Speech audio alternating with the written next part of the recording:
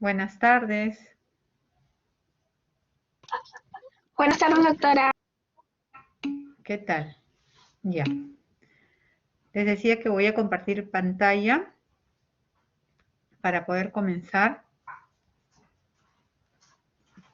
Y muy bien. A ver.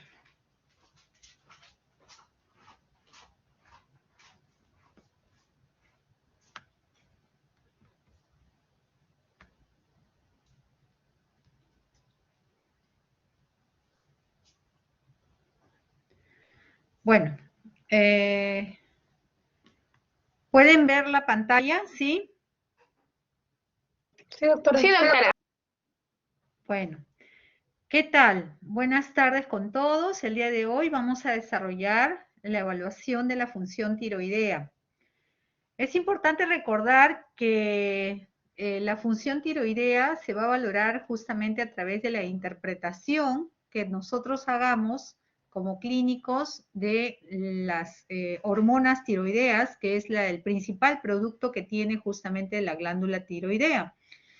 La glándula tiroides es una glándula que ustedes saben que se ubica a nivel de la región anterior del cuello, es una glándula eminentemente endocrina y que tiene un rol sumamente importante en diferentes aspectos de nuestro desarrollo y en general de todos los tejidos.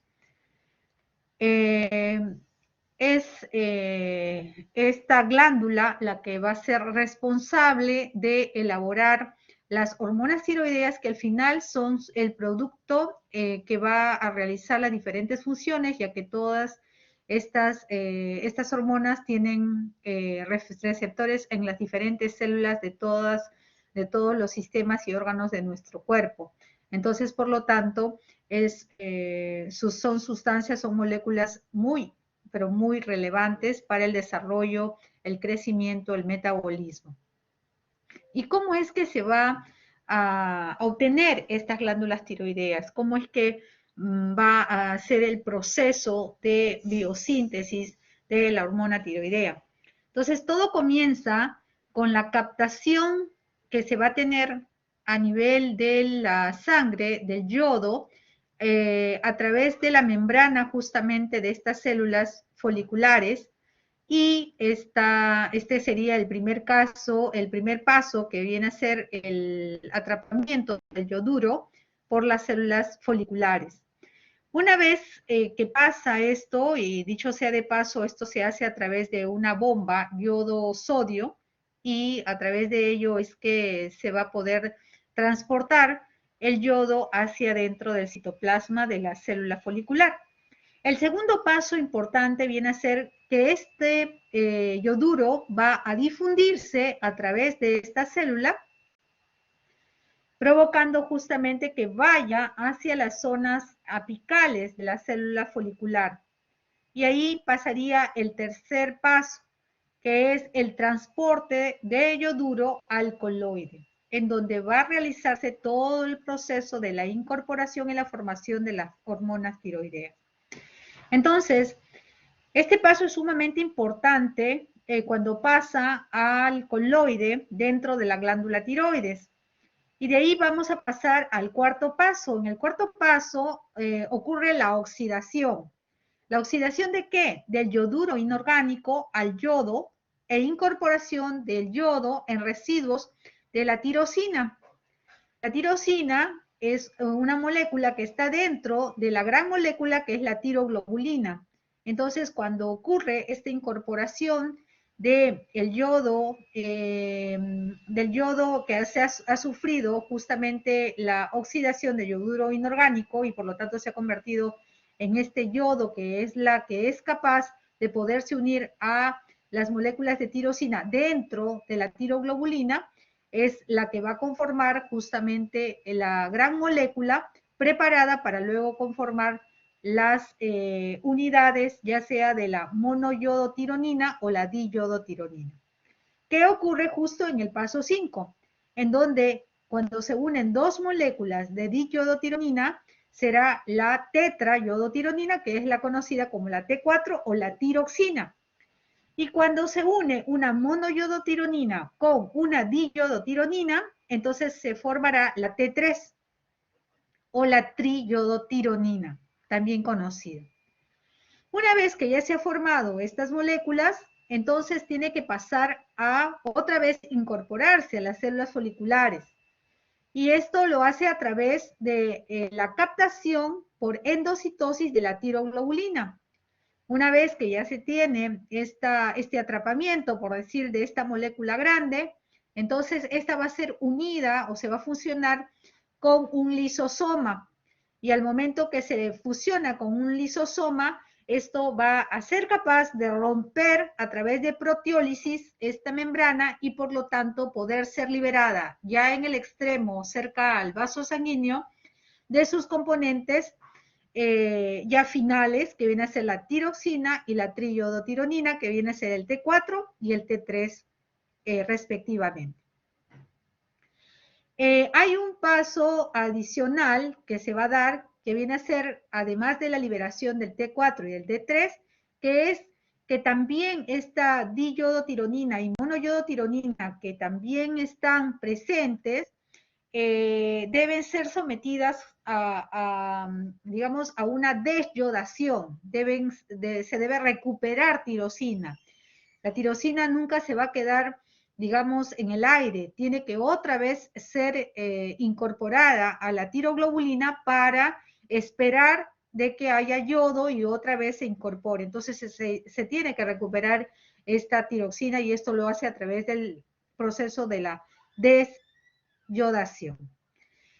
La T3 también se va a formar a partir de la monodesyodación de T4 en la tiroides y en los tejidos periféricos. Eso es muy importante. O sea, no solamente directamente a través de esta unión de una mono con una diyodo, sino también de la T4, esta pierde una molécula y se queda también como T3. Y esto ocurre no solamente en la tiroides, sino también en los tejidos periféricos.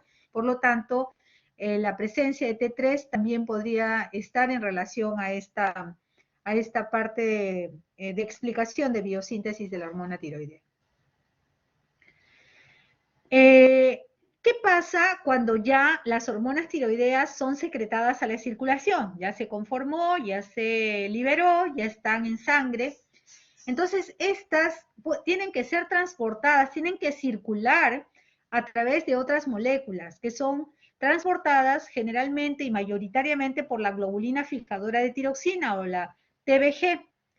Otro grupo minoritario va a ser a través de la transtiretina y la otra a través de la albúmina. Entonces, por lo tanto, es a través de esta que va a circular. En un pequeño porcentaje, ya muy pequeñito, quedan como fracción libre, tanto el T4 como el T3, conocido como T4 libre y T3 libre. Y estos se encuentran en poquísimo porcentaje. Sin embargo, estas moléculas, que son las que son metabólicamente activas, son las responsables de las manifestaciones y de las acciones que tiene el yodo final, las hormonas tiroideas finalmente. Aproximadamente el 80% de las T4 totales y de las T3 totales es metabolizada por desyodación, es decir, que una vez que ya ocurre la entrega de la, digamos, de la fracción de T3 libre y T4 libre, esta molécula grande que incorpora tanto la hormona libre y la hormona que se fija, ya tienen que ser metabolizadas y esto se hace por medio de la desyodación. Y otro porcentaje más pequeño, un 20%, se va a metabolizar por otras vías, que incluye vías como la glucuronización y la sulfatación.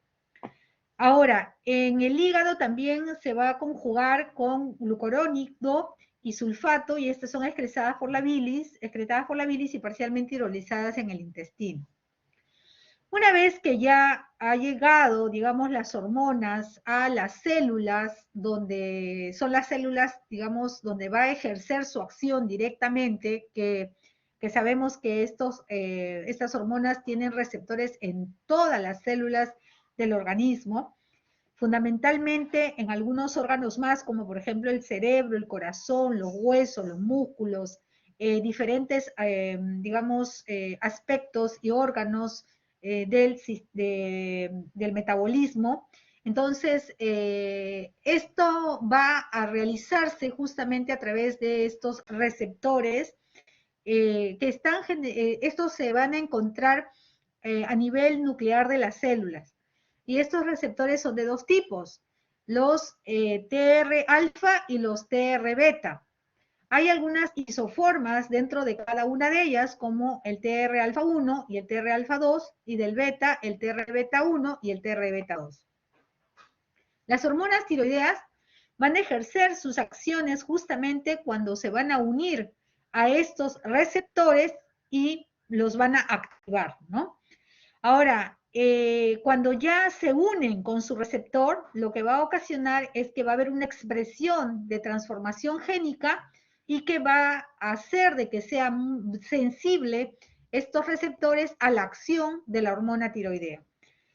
A través de estas acciones es que ya las hormonas van a participar en la regulación de todas las funciones que tiene a cargo.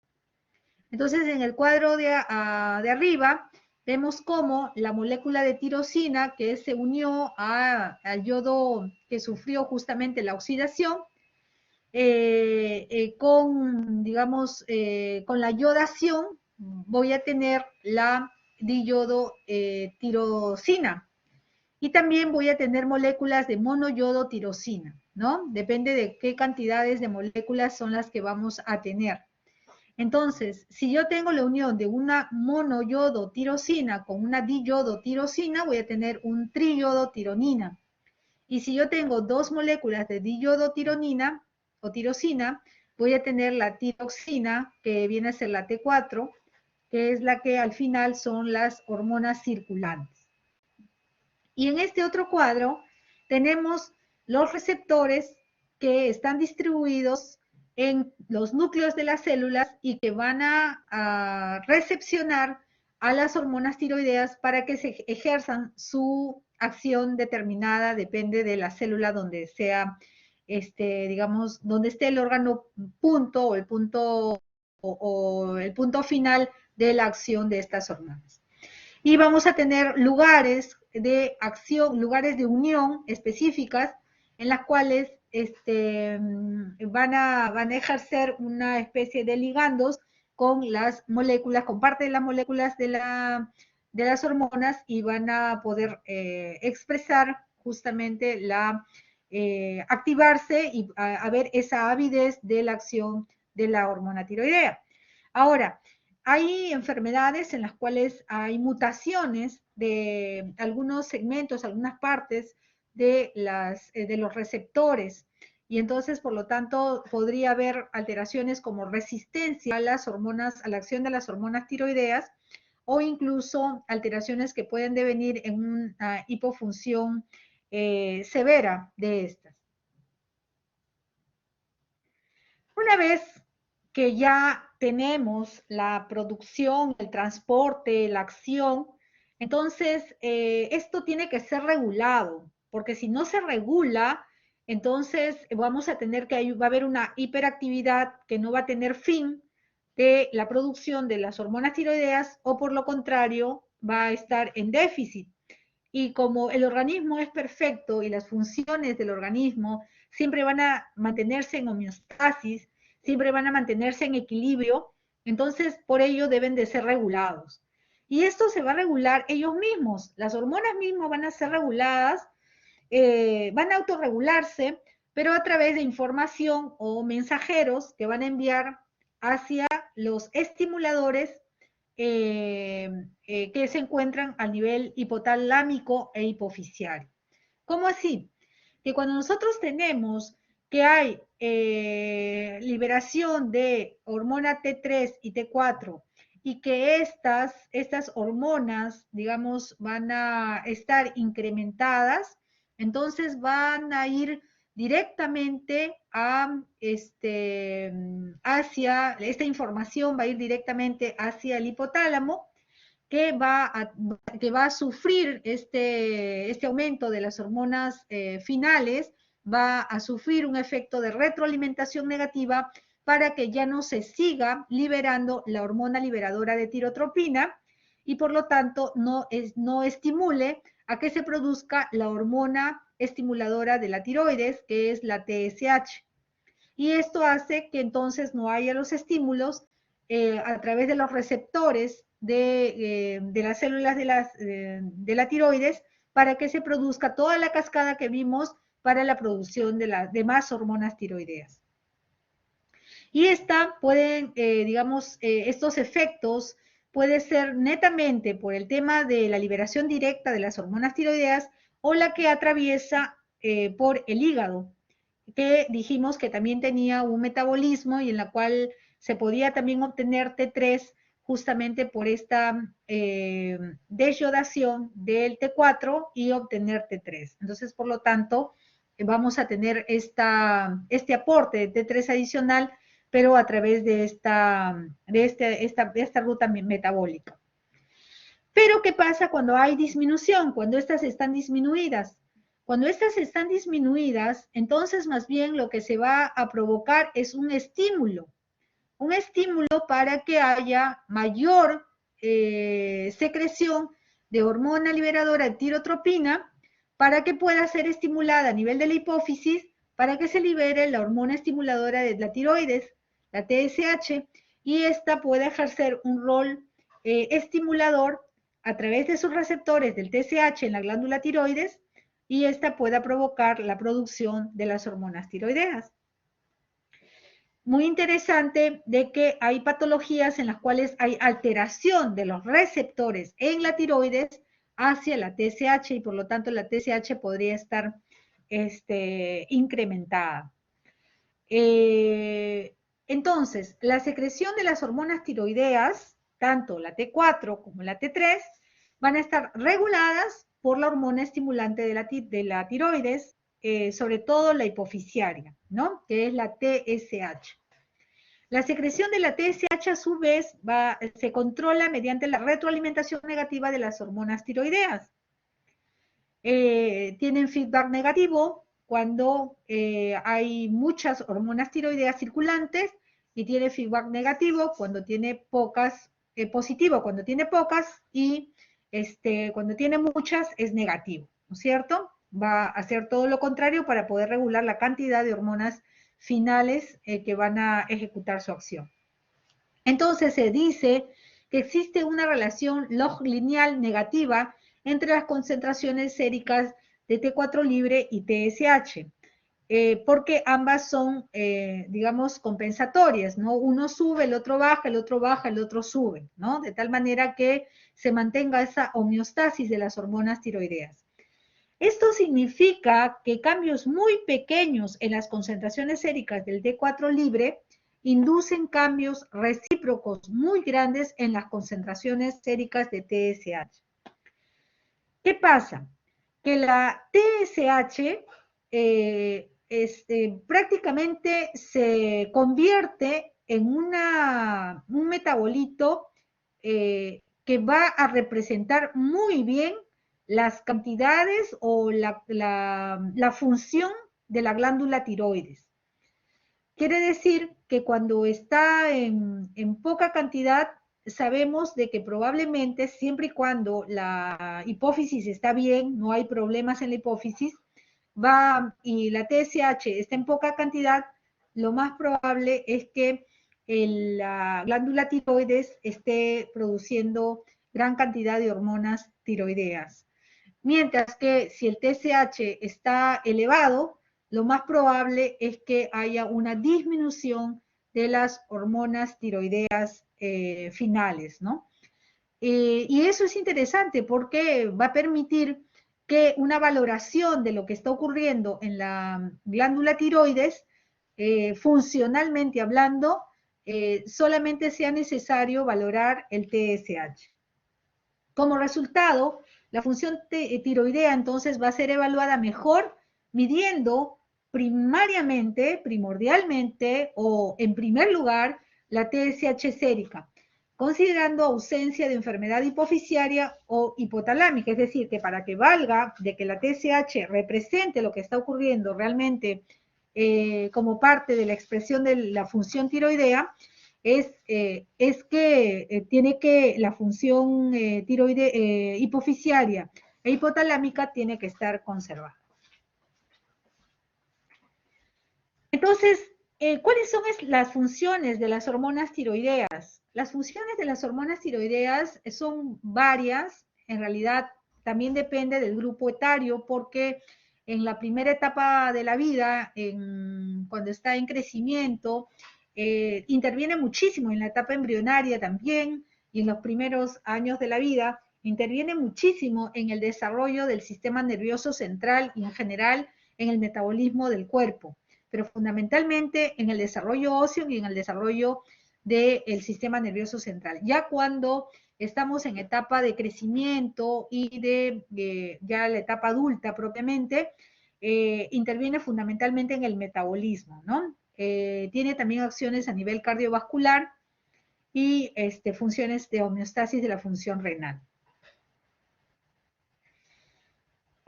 Vamos a ver solamente dos aspectos que están en relación al desarrollo óseo y a lo que interfiere en el metabolismo, porque hay algunas evidencias que van a expresar cuán importante y cuán implicancia tiene justamente la acción de estas hormonas.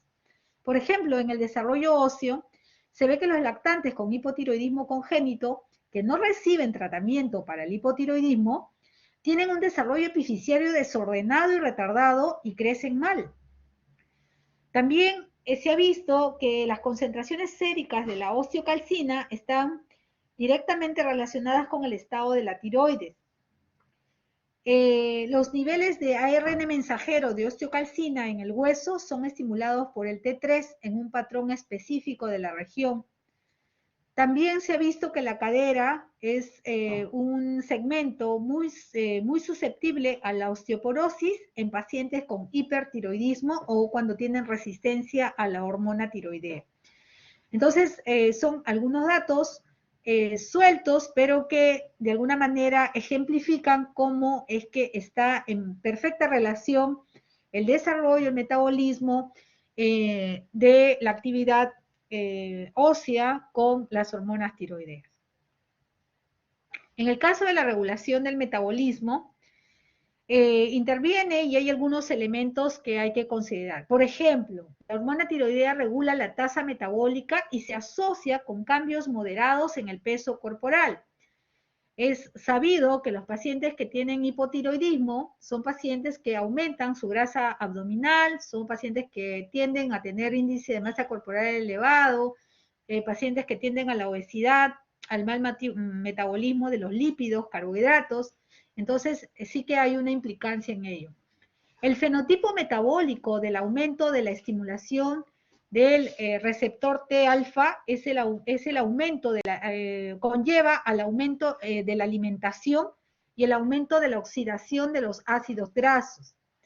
Los estudios en humanos han demostrado una conexión directa entre el estado de la tiroides y la respuesta a la estimulación adrenérgica en la grasa subcutánea.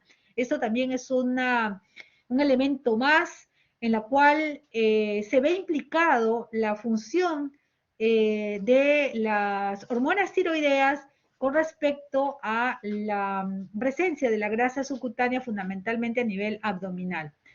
La regulación de la captación de glucosa, si bien es cierto, es muy compleja, sin embargo, se nota o se ve, se observa, se demuestra que la hormona tiroidea va a promover la captación de glucosa y que los polimorfismos en el gen de la 5-desyodasa del tipo 2 se han asociado con la intolerancia a la glucosa. El desarrollo del metabolismo oxidativo mitocondrial, como se va a observar en la diabetes tipo 2 y el síndrome metabólico, están relacionados en algunos individuos con una acción reducida de hormona tiroidea. Quiere decir que cuando ustedes interpreten unas hormonas tiroideas, tiene que haber un sustento, tiene que haber un norte, un objetivo en la cual ustedes no por las puras van a pedir unas hormonas tiroideas, ¿no? O sea, se interpretan en la medida que es lo que están buscando. Están buscando porque hay una alteración del metabolismo, porque hay una alteración de la parte ósea, del desarrollo óseo, porque tiene alguna manifestación cardiovascular, porque tiene algún problema neurológico, porque tiene algún componente o alguna alteración de la homeostasis. Entonces, hay algunos rasgos que a ustedes les va a ayudar muchísimo darle una mirada a cómo está funcionando la glándula tiroides. Y para eso, ustedes tienen que usar pruebas que vayan a valorar la función tiroidea. Entonces, ¿para qué voy a valorar la función tiroidea? ¿Cuándo voy a pedir los exámenes, no solamente por el contexto clínico que ahorita lo acabamos de describir, sino porque va a permitir justamente a través de esto tamizar y diagnosticar que estoy frente a una enfermedad tiroidea, porque va a permitir evaluar la medicación que se le está dando cuando ya hay una enfermedad tiroidea establecida y se le da tratamientos, ya sea para bajar la acción aumentada o la función aumentada, o más bien para reemplazar la actividad de la tiroides por algún proceso en la cual haya disminuido la función tiroidea. Entonces, una manera de poder hacerle un seguimiento al tratamiento es a través de las pruebas de la función tiroidea. Y otras es porque va a permitir evaluar el tratamiento de cáncer de tiroides, sobre todo en aquellos pacientes en los cuales fueron sometidos a procedimientos como yodo radioactivo o como, por ejemplo, tiroidectomías, en las cuales se tiene que ir valorando cómo quedó la función tiroidea. Y para eso tenemos las pruebas que son varias, dentro de las cuales está la TSH, la T4 y la T3. Y estas hormonas generalmente se realizan a través de pruebas de quimioluminiscencia. En el caso de la TSH son pruebas de tercera generación de quimioluminiscencia o inmunométricos automatizados. Y esto es muy interesante porque cada vez lo que se ha tratado es de conseguir dosar, o que la máquina o el equipo pueda dosar en pequeñísimas cantidades la TSH, porque sabemos que si lo podemos valorar en pequeñísimas cantidades, esta va a poder traducir lo que está pasando realmente a nivel de la función tiroidea, ¿no?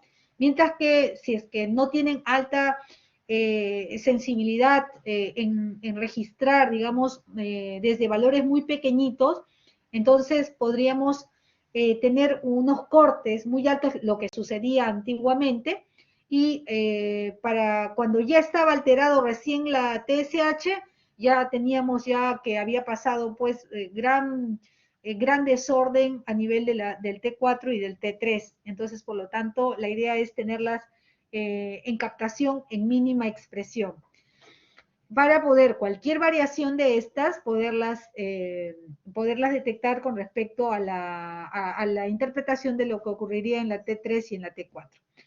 La misma técnica quimioluminiscente, pero de unión competitiva directa, se va a utilizar para valorar la T4 libre, que también estas ya se dosan por equipos automatizados, y la T3 total y libre por el ensayo T3.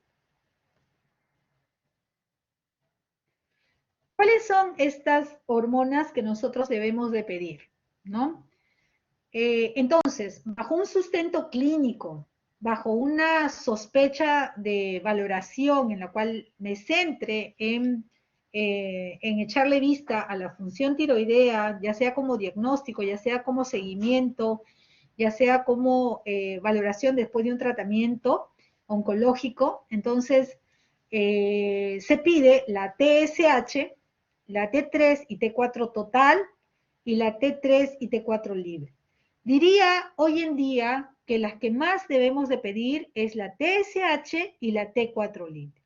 Con esas dos, con la TSH y T4 libre, ustedes pueden tener una gran, pero gran mayoría de todas las causas que puedan afectar a la glándula tiroides o a la glándula hipofisiaria.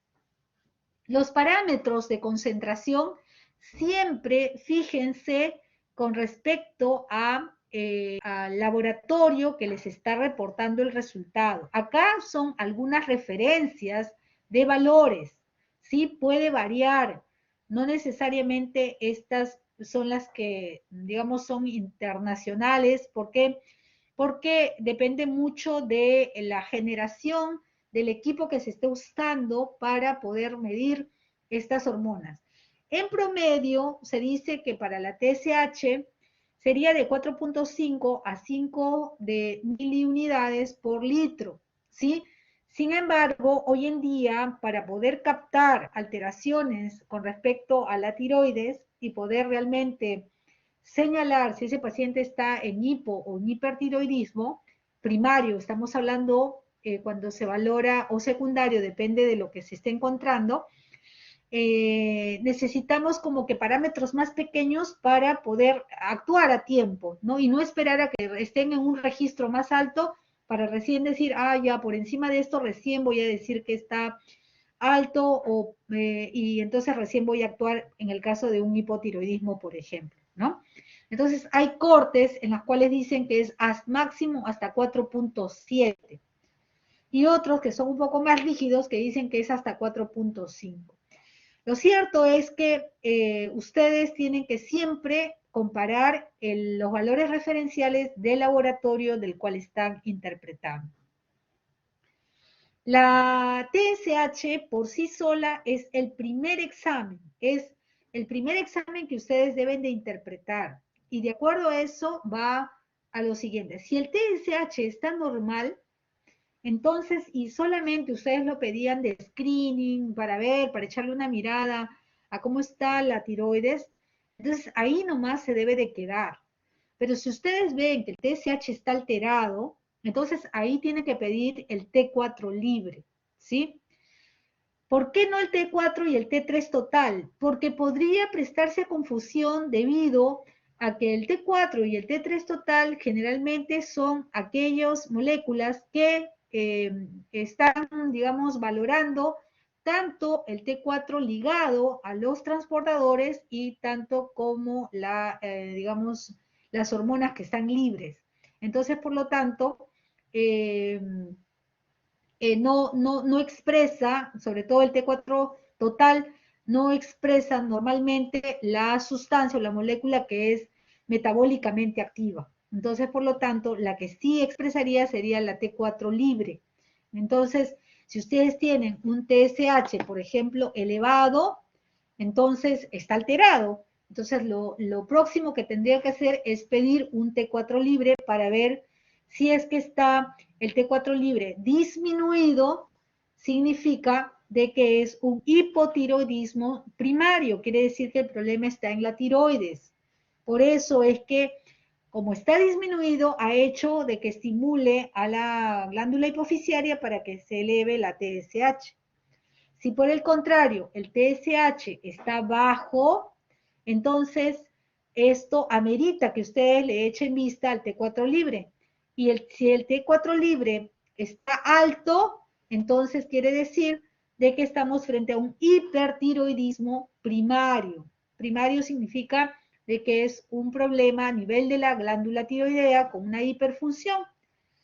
Y cuando ustedes tengan este contexto de hipertiroidismo, entonces ahí también pidan el T3 para poder ver si es que estamos hablando de un cuadro que podría estar en riesgo también de tirotoxicosis, ¿no? Entonces, en la práctica sería el TSH y el T3 y T4 libre lo que nos ayudaría mucho más para poder interpretar. De todas maneras, sepan siempre los valores referenciales, fíjense en qué medidas se están reportando para ver si es que hay alguna alteración. Y con respecto al T3 y T4 libre, Estas, como ya hemos mencionado, son las que representan las hormonas metabólicamente activas. Ahora, cuando vayan a dosar, cuando vayan a interpretar las hormonas tiroideas, siempre tengan en la anamnesis, que de hecho ya para entonces ya la han tenido, es registrar qué medicamentos está usando el paciente, porque van a poder influir en el resultado sin necesariamente tener una alteración propia de la glándula tiroides. Por ejemplo, los agonistas del receptor del ácido retinoico o del receptor de retinoide X o de retinoides en general pueden afectar la valoración de las hormonas tiroideas. El fumar cigarrillos y una variedad de agentes ambientales, como por ejemplo la biotina, la bifenilos policrolados, todos ellos pueden alterar justamente la función tiroidea. La soja está frecuentemente también implicada, sin embargo, no se sabe si es netamente por la proteína de la soja o por las isoflavonas la que van a interferir en la acción de la hormona tiroidea. Entonces, siempre fijarse qué medicamentos, qué cosas se está consumiendo y revisar, si en caso no se acuerdan, revisar si estas podrían influir a nivel de la función hormonal. Por ejemplo, si tenemos un cuadro, acá tenemos un cuadro en el cual hay algunos medicamentos y vamos a ver cómo influirían en las hormonas tiroideas. Glucocorticoides, dopamina o criótide, que se usa muchas veces en las hemorragias digestivas de origen varicial, el dexaroteno, van a disminuir la secreción del TSH, ¿no? La miodarona, el litio, se usan en problemas de arritmias cardíacas, la miodarona, el litio en algunos trastornos psiquiátricos, alteran la secreción de la hormona tiroidea. La colestiramina, el colestipol, el sucralfato, el sulfato ferroso, el hidróxido de aluminio y el omeprazol van a disminuir la absorción del T4. Los estrógenos, la heroína, la metadona, los andrógenos, los esteroides anabólicos, la furosemida, van a alterar el transporte sérico de la T3 y T4. Fenobarbital, la rifampicina, el interferón, anticuerpos monoclonales, por ejemplo, o inhibidores de la tirosina quinasa, van a alterar el metabolismo del T3 y T4. Entonces, siempre revisar la lista de medicamentos que esté recibiendo el paciente antes de catalogar de que la paciente tiene un problema netamente de enfermedad tiroidea de la propia glándula. De repente es el medicamento la que está provocando esa disfunción y solamente suspendiéndola es que van a poder corregir los niveles de estas hormonas.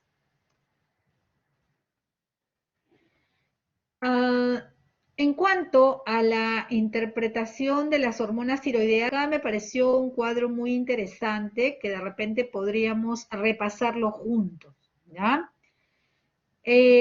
Vamos a tener varios escenarios. El primer escenario, bueno, en todas estas vamos a interpretar la TSH, el T4 libre y el T3. ¿Está bien?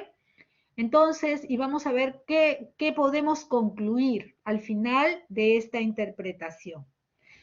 En el primer escenario vamos a tener sobre una función hipotálamo y hipofisiaria normal. Y la otra en el contexto de una función hipotálama hipofisiaria anormal. Entonces, si tengo, por ejemplo, en el primer escenario, que tengo la TSH normal, la T4 libre normal y la T3 normal, esto es un eutiroideo. Es decir, que no está ni en hiper ni en hipofunción, es eutiroideo. Si tengo la TSH normal y la T4 libre la tengo normal o alta, ¿no es cierto? Entonces se pide la T3 y la T3 también está normal o alta, entonces este paciente es un eutiroideo, pero con hipertiroxinemia, ¿sí?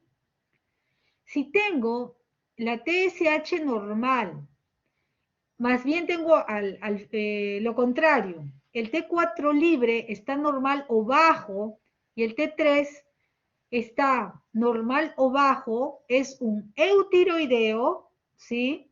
Pero con una hipotiroxinemia, ¿sí? Hipotiroxinemia. El otro escenario es que tengo el T3, el TSH normal, el T4 libre está bajo, ¿sí? Y el T3 está normal o alto. Entonces, ¿qué puede estar pasando acá?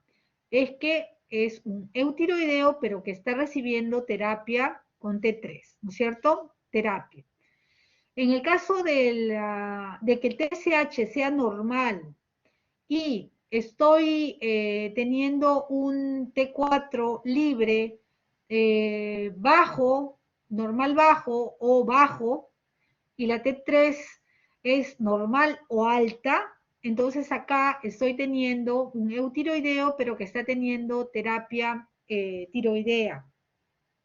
Cuando tengo un TSH, en la cual tiene alto sus niveles, con un T4 libre bajo, y el T3 puede estar normal o bajo, entonces, pero ya hay un cambio en el TSH, y es todo lo contrario lo que está pasando con el T4, que es en este caso es el problema, sería a nivel de la glándula tiroides, este es el que va a marcar el nombre del cuadro, que va a ser un hipotiroidismo primario, ¿no? Donde las hormonas, tanto la T4 libre como la T3, están bajas.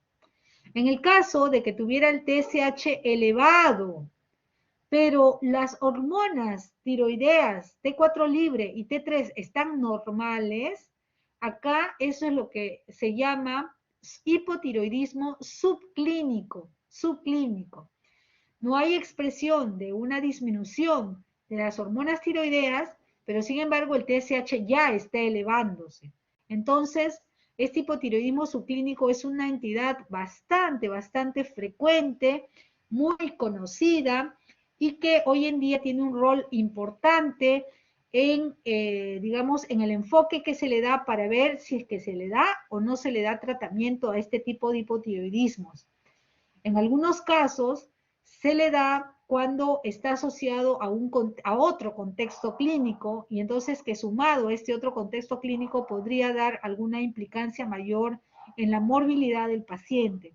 Pero en pacientes en las cuales no hay ninguna otra comorbilidad, no tiene ninguna molestia, entonces a veces solamente estos hipotiroidismos subclínicos se observan y se monitorean. Luego tengo el otro escenario en el cual ya la TSH ha cambiado, está baja, y el T4 libre está alta, puede estar normal, pero está alta generalmente, y el T3 está alta. Sabemos que estamos partiendo de que es una función pituitaria e hipotalámica normal. Entonces, si el TSH está bajo y el T4 libre está alto, entonces este es el que me va a marcar el nombre del cuadro clínico, va a ser un hipertiroidismo. Si tengo que el TSH está bajo, el T4 está, antes que sigamos con este cuadro, en el hipertiroidismo, algo que es muy importante, y es lo que les decía cuadros atrás, es cuando ustedes tienen que está alto el T4, siempre pidan, si en caso no les han reportado primariamente solamente TSH y T4 libre, y están sospechando un hipertiroidismo, pidan el T3, porque este de todas maneras va a estar alto.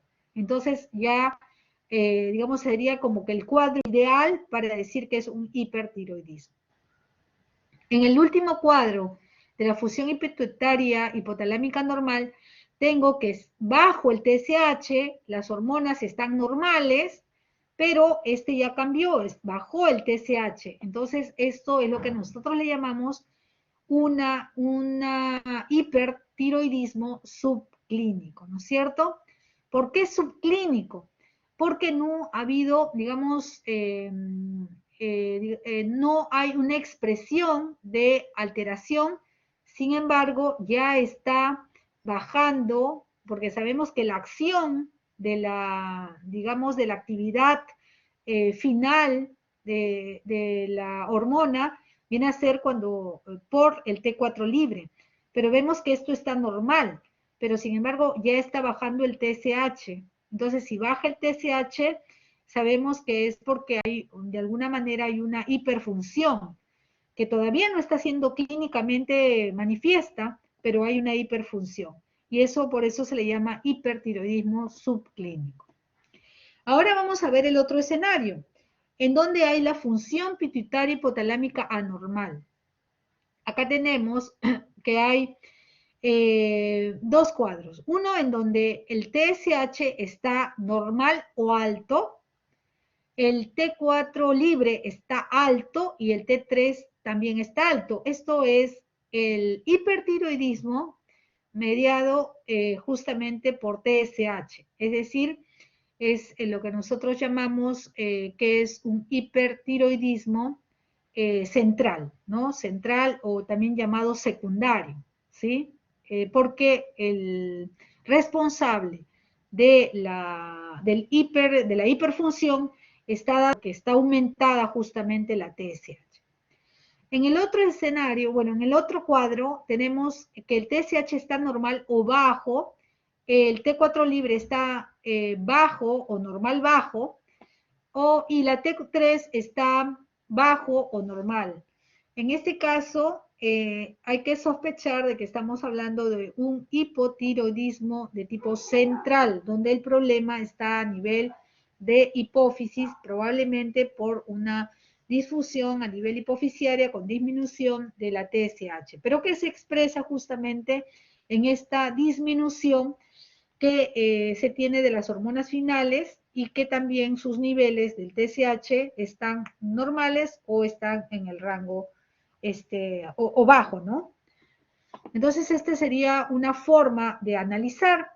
Y la otra forma, que también complementa mucho al anterior cuadro y que también es otra estrategia que ustedes deben de tener de interpretación, es con este otro fluxograma que también es interesante. Por ejemplo, acá tenemos de que se va a valorar la TSH y la T4 libre, ¿ok? Que es los exámenes que basalmente es lo que debemos de tener y pedir. Entonces, ¿qué voy a tener? Voy a tener una de dos, una de tres. O el TSH y el T4 libre son normales, entonces voy a tener baja probabilidad de que esté frente a una paciente que tiene una enfermedad tiroidea. Pero si no, puedo tener dos otros escenarios. El primero, que es los clásicos, porque estos serían los cuadros clásicos que deberíamos de tener, en la cual tendría un TSH alto, ¿no es cierto? Esto entonces va a sugerir de que vea cómo está el T4 libre. Y el T4 libre puedo tener o está bajo, o está alto, o está normal. Si está bajo, entonces este es el clásico hipotiroidismo primario. Podría ser también por remoción ablativa de la tiroides, por yodo radioactivo, un hipotiroidismo que ha provocado justamente por una radiación a nivel de la glándula tiroides. Y también por un síndrome de eutiroideo del enfermo o una tiroiditis transitoria, en la cual, digamos, en un periodo de tiroiditis hay todavía un proceso justamente de hipotiroidismo. Luego, si nosotros tenemos que el T4 está alto, ¿no es cierto? Entonces acá habría que sospechar si hay una resistencia a la hormona tiroidea, por eso es que no tiene una, digamos, no hay la acción de la recepción de las hormonas a nivel de los centros nucleares de las células, o hay una resistencia a TSH, o hay un adenoma secretor de TSH, es decir, que el problema estaría de TSH alto y T4 libre alto, entonces se parece mucho a un hipertiroidismo de tipo secundario, ¿no es cierto? Que sería por un adenoma secretor de TSH. Pero también tengo el escenario de que puede estar el T4 libre normal. Entonces, ¿qué debo de sospechar? Un hipotiroidismo subclínico, un síndrome de eutiroideo del enfermo, una tiroiditis transitoria que puede ir con T4 normal, o una tiroiditis autoinmune que también podrían ir con un T4 libre normal. Ahora vámonos al otro extremo, en la cual tenemos un TSH bajo que me va a sugerir que pueda ser un hipertiroidismo. Y entonces también voy a echarle vista ahora cómo está el T4 libre. Si tengo un T4 libre bajo, entonces voy a tener, o se trata de un hipotiroidismo central, de tal manera que TSH bajo y T4 libre bajo es un hipotiroidismo central, o una enfermedad severa de la tiroides, pero también puedo pensar que si aún le preocupa el hipertiroidismo, ordenar justamente el T3. O sea, que si ustedes dicen, bueno, este será un paciente con hipertiroidismo, ¿no es cierto? Entonces, no les queda claro el tema del T4 libre y creen que, ¿cómo se llama? Que deben de todas maneras echarle vista al T3, entonces lo piden el T3 total y van a tener que es normal o alto. Si es alto, entonces están hablando de un hipertiroidismo. Quiere decir de que el TSH bajo, aun cuando el T4 libre está bajo, pero sin embargo el T3 está alto y entonces esto sería un hipertiroidismo. Pero si es que está normal, entonces ahora sí que regresan a estas posibilidades porque es poco probable que sea un hipertiroidismo y por lo tanto estaríamos frente a estas principales causas. El otro escenario sería que el T4 libre esté normal. Entonces, ¿qué posibilidades tengo? Que sea un síndrome del eutiroideo enfermo, un hipertiroidismo subclínico, o una interferencia con fármacos, o una tiroiditis transitoria en donde haya solamente un T4 libre normal. Y si tengo un T4 libre alto, entonces este es el típico de arranque que uno ya diagnostica un hipertiroidismo, ¿no? Porque se presta. Acá sospecho que tengo un hipertiroidismo por tener un TSH bajo, pero ya cuando tengo el T4 libre alto, entonces evidentemente estoy frente a un hipertiroidismo. Ahora, hay otro cuadro que se desprende cuando hay un hipertiroidismo, que es descartar que sea de origen autoinmune. Y para eso pido anticuerpos antitiroglobulina. También se puede pedir anticuerpos antimicrosomales, que son los dos anticuerpos que me van a expresar actividad autoinmune dentro de la tiroides. Y esto puedo tener o es positivo o es negativo, ¿no? Si es positivo, pues hay que descartar de que estoy frente a una enfermedad autoinmune, que es la enfermedad de Gray-Basset, ¿no? Aunque acá también, y el cuadro a esto se debe, es anticuerpos contra el receptor de la TSH, ¿no? Pero paralelamente al receptor contra el TSH, que es lo que menos dosamos, lo que más dosamos son los anticuerpos antitiroglobulina y antimicrosomal. Esos son los que dosamos y son anticuerpos en procesos de autoinmunidad. Generalmente, cuando estamos hablando de autoinmunidad propiamente de la glándula tiroides, las famosas tiroiditis autoinmunes, ¿no? En cambio, cuando ustedes valoran solamente anticuerpos contra el receptor del TSH, entonces, y estos les salen positivos, y estos lo dosan, y les salen positivos, entonces hay que sospechar en una enfermedad de Gray-Basset.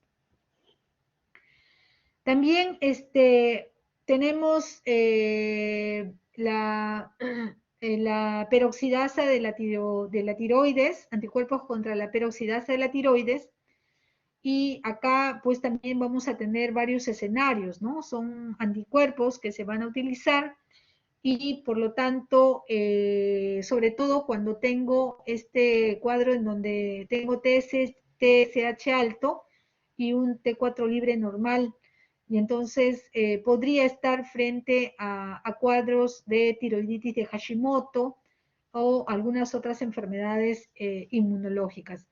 Entonces, esta sería como que un resumen de un fluxograma que me parece muy útil, sobre todo esta primera parte, que le va a permitir complementar al cuadro anterior y que fijen mejor las grandes posibilidades, ¿no? De pronto, lo más clásico que ustedes pueden encontrar es TSH alto, T4 libre bajo. Esto sería un hipotiroidismo primario. Un TSH bajo, un T4 libre alto, un hipertiroidismo primario. Un TSH alto con T4 libre alto, un hipertiroidismo secundario o el problema está en la hipófisis. Un T4 libre bajo, un TSH bajo, esto sería un hipotiroidismo secundario o el problema está en la glándula hipofisial. Entonces, eso, digamos, es un conocimiento básico, es un conocimiento que todos podemos llegar, pero con estos dos cuadros últimos que les estoy dando, se les abre un abanico de posibilidades, porque bueno fuera que nos vinieran así los casos como este ejemplo último que les digo, pero no, a veces viene con esta posibilidad de cómo está el T4, si está bajo, si está normal o está alto. Entonces acá ya tienen unos elementos adicionales con los cuales se puedan valer para su interpretación. Bueno, eso sería todo. Y no sé si hubiera alguna pregunta. Si no,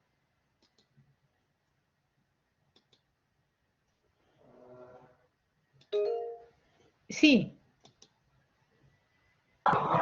Sí, doctora, me dio curiosidad con respecto a los problemas que podría haber esto con las hormonas, con el uso de medicamentos. ¿Qué tan frecuentes son estas anomalías y es sencillo su diagnóstico o complicado?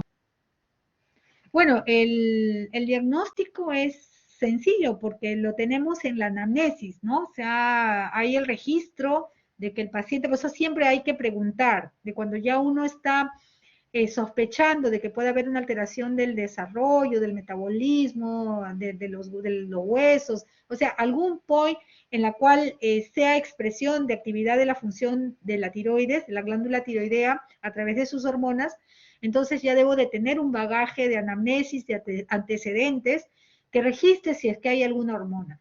Si en caso no se recordara esta lista de medicamentos, que sería bueno que fijen 2 o 3 de las más comunes, de las que más se usan, entonces revísenlo y vean, a ver, este medicamento que está recibiendo el paciente puede interferir o no en la función de las hormonas tiroideas.